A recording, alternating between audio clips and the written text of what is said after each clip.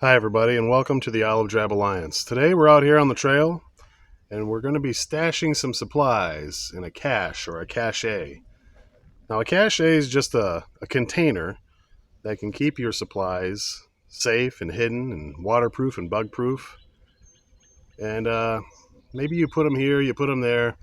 There's all sorts of different reasons you would put something like this out and about, or maybe even in your own backyard. We're going to get into all that and more in this video, so stick around. You don't want to miss out. So like I mentioned, there's a whole bunch of different kinds of caches or containers that you could use. You could use an old ammo can, you could use a plastic jar, or even a glass jar. You could use a 5-gallon bucket. Anything that you can put stuff in that you can make waterproof, that you can make safe from the bugs and the elements, and either bury it, submerge it, or just leave it laying around on the surface, camouflaged and hidden. Now what you put inside these caches, that's entirely up to you in whatever situation you think might arise. Today, I'm out here planting this cache because our bug-in location, our home, is several miles away from our fishing location. Now, if the grid goes down or something like that, this is going to become everyone's fishing location. They're going to be flocking here, trying to get some fish and feed their families and whatnot. So, our fishing location is a canal that's about 130 miles long in total length. However, it does pass near several small towns here in northwestern Illinois. But observing people's behavior, I noticed that a lot of them don't go too far off the roads from the bridges that pass over the canals. You can tell by just driving past and seeing people out fishing, they tend to stay near the road. You can also tell by the litter, unfortunately, that a lot of people leave behind. 95% of it's within 50 feet of the road.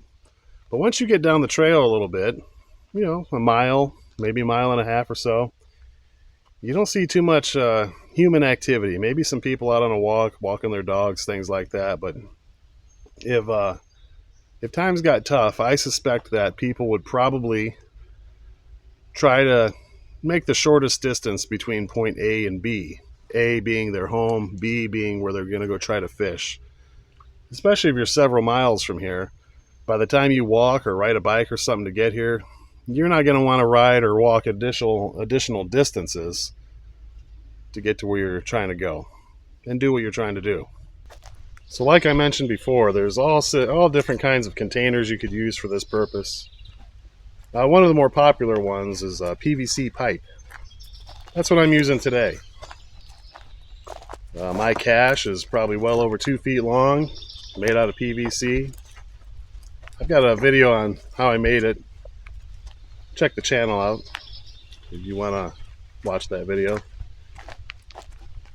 But you might be thinking to yourself, hey,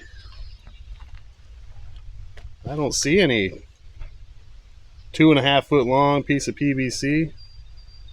Where is it? Did he already hide it? No, I didn't.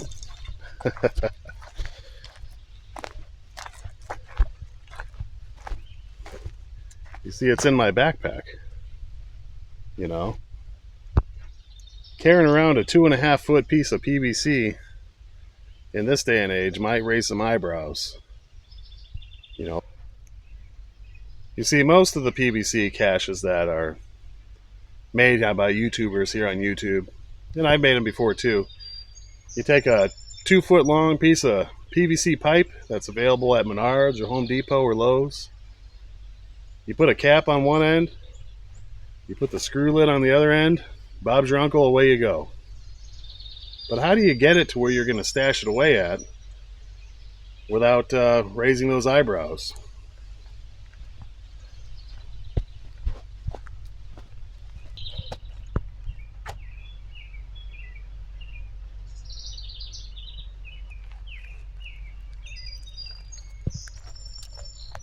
This looks like it might be a good spot. What do you think? So let's get into the pack here. I'll show you what I'm talking about.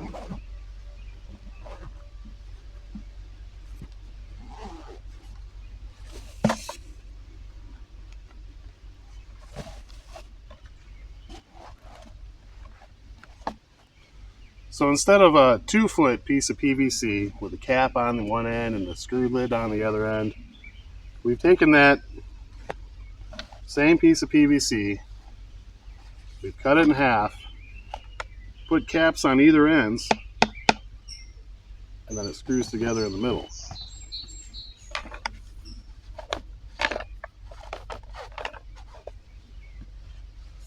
That way the two halves can fit inside my pack and, not raise too much suspicion.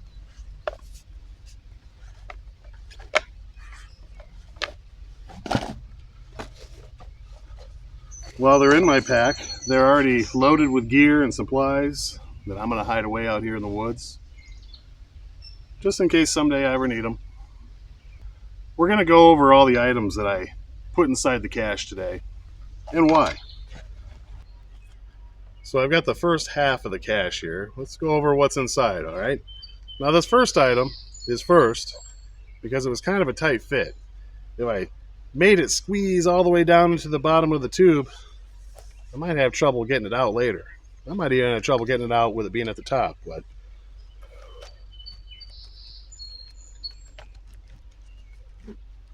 the first item is just a light duty tarp. This one's 6x8. There's a million uses for a tarp. All right, so what else is in this half? Well, I've got a can of great value luncheon meat. A couple calories on the trail, never hurt anybody. But like I said, this isn't about food necessarily. It's about getting out here and getting some food. This is about establishing kind of a fish camp. So dual purpose. This could be bait or a snack.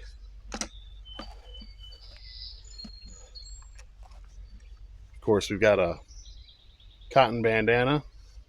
Again, a million uses for that. That cotton bandana could be a bandage, could be a tourniquet, a sling, could be just something you soak in water and wear around your neck to help keep you cool on a hot day like today. But also think about it. We've got this PVC vessel, right?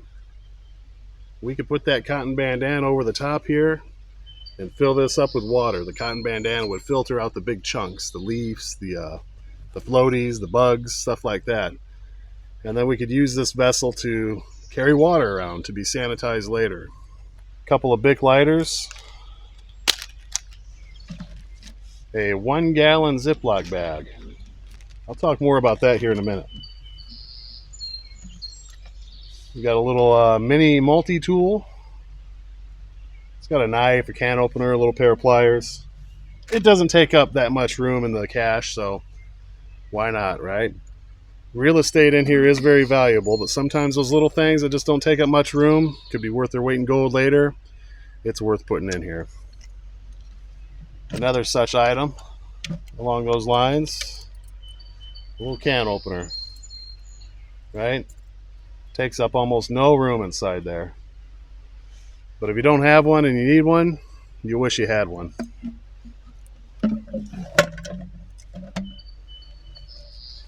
And lastly, in this half of the cache, a couple cans of tuna, All right, so that's it for this side of it. Let me grab the other half and we'll go over what's in there. Like I said, this cache that I'm putting out here today is, the idea is a fish camp. What might we need at fish camp that we might run out of, or might be hard to get items that we could hide away now so we can have them later? Fishing line. Yep. Some of the larger spools of fishing line won't fit in a little 4-inch piece of PVC, but this one will. Well, we got some 12-pound test. Can't go wrong with that. We got a little, one of the wife's best Tupperware containers that I commandeered. Extra hooks, sinkers, swivels. When you use up your last hook and there's no more hooks and the fish are biting, you'll say, man, if I just had a couple more hooks. So, yeah, fish camp. You got to have hooks, line, stuff like that. Ooh. Now, what about bait? You could turn over any rock or stump out here and find some worms, or slugs make great bait. They stay on the hook pretty well. But what if it's cold? What if you're ice fishing, right? It's gonna be hard to find night crawlers in the middle of winter. Look at this. It's like a jar of preserved worms. All right, we got a spool of bank line. Now, while we're out here actively fishing with fishing poles and things like that, we could also do some passive fishing with bank line, a stick, one of those hooks, a little bit of that fishing line tied to the end of this bank line, or not. Just leave it there and come back and check on it later, see if you caught anything. Bank line. You could also use it as cordage, of course, for tying up that tarp to make a shelter with. You could do repairs with this. It really is invaluable to have. So, again, it goes into the cache. We've got ourselves a life straw. You could use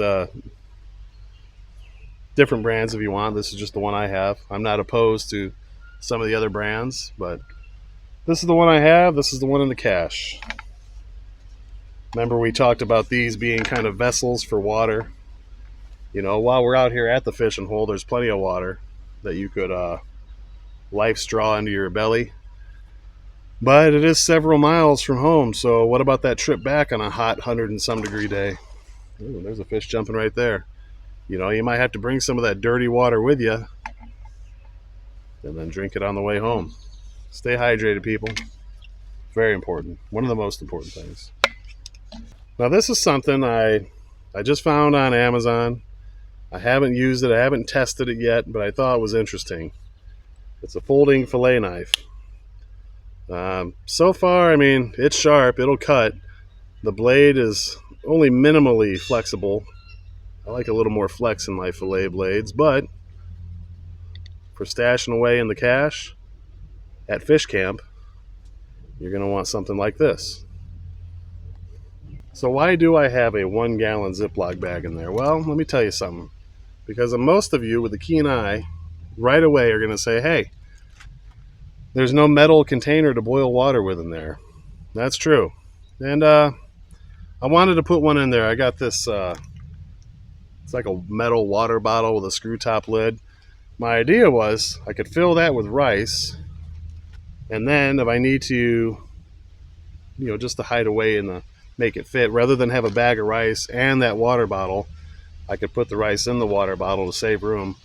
And then later on, when I need to use it, I could put the rice in this Ziploc bag and use the metal water bottle to boil and sanitize water. Well, the space is at a premium, and drastic measures had to be made, cuts had to be made, and selections had to be made. And, the metal water bottle didn't make the cut. I left it out. I chose the tarp. Pretty much takes up the same amount of room. I chose the tarp over the water bottle. Is that a good idea? It depends on the situation. I would value a metal container probably almost higher than anything else in a survival situation. But like I said, this isn't for bugging out or fighting World War III or helping me to evade zombies. Everything in here was for me to help establish a fish camp for a day or two, catch some fish, and then get back home, feed the family, right? So I chose the tarp. I do have the life straw still.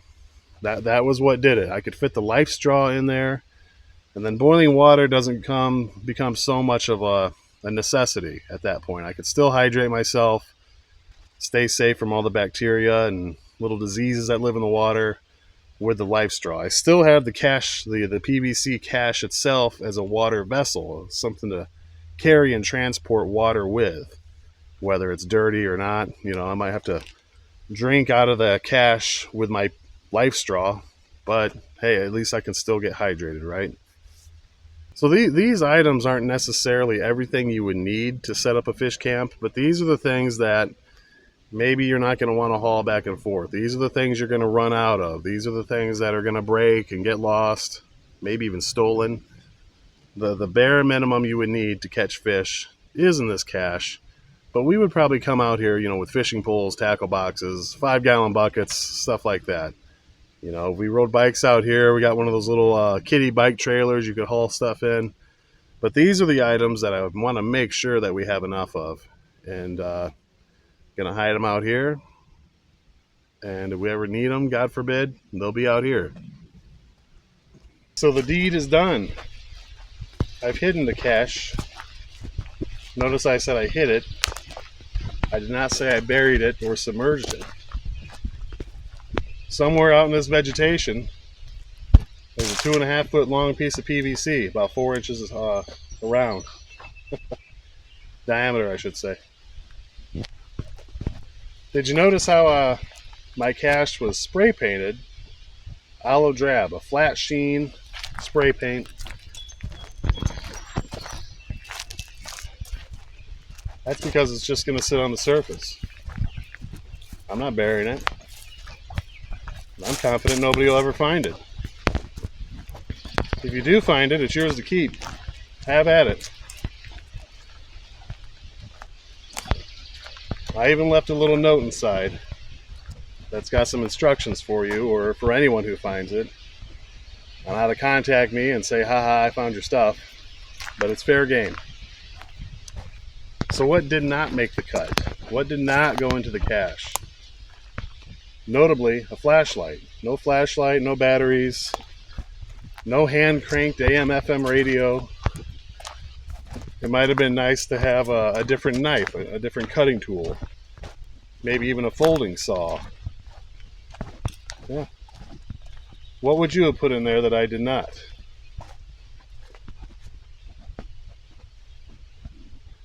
What did I put in there that you would have left out? Let me know in the comments. Hey, if you liked the video, give it a thumbs up. If you want to partake in the conversation, get yourself down there in those comments, Mr. or Ma'am. Leave a comment. And do you mean to tell me that you haven't subscribed yet? Shame. It's free. All you gotta do is hit that subscribe button. It's right there. Go ahead and click on it. It won't hurt you. I don't bite. You really want to make sure you subscribe because you don't want to miss out on the things that we got coming up here on the Olive Drab Alliance. Oh boy, we got some big ideas. Not really. If you got some ideas, let me know. What kind of videos should I make? What does YouTube want me to do? Tell me, YouTube, what should I do? Because you know, most YouTubers, they find like one thing and then they just stick with that and they make the same video over and over again because that's what people want to see. And they have a hard time getting away from that one thing, you know. And I don't really want to do that. If you haven't noticed, I've cast kind of a wide net. We do a little bit of the cooking, trying to show more of the gardening side of things, the outdoors, whatnot, the fishing, the survivalist stuff. But I kind of cast a wide net, and I like it like that. I want to be able to make the videos I want to make. I'm not looking to become a superstar or nothing like that. It would be cool to have superstar money, but this is just fun. It's fun to do. You know, I don't know anything about technology. I don't even own a computer. I do all this on my phone, as you can probably tell by the poor quality of the videos. But no, this is good fun for me. I've really enjoyed it. YouTubing has been a positive experience. Very few negative comments. I thought, oh boy, we're going to have so many negative comments. But no, just a few here and there. Nothing I can't handle, people. I'll see you all down the trail somewhere. Until then, have a great day.